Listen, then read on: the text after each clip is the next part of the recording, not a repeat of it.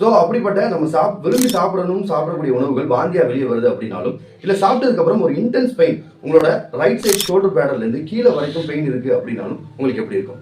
So அப்படிப்பட்ட வியாதியான gallbladder stone பித்தப்பை கல்லை மருந்து மூலியமாக எப்படி கரைக்கிறது அப்படிங்கிறது தான் இந்த வீடியோ நம்ம பார்க்க போகிறோம். I am doctor Balaji Muthu from Radha home med.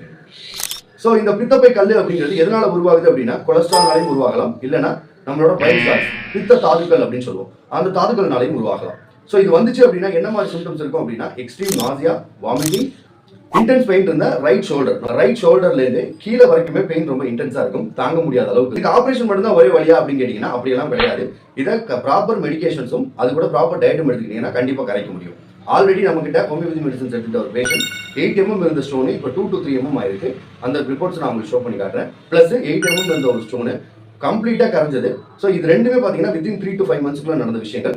So take homeopathy medicines away from your gallbladder stones. Thank you.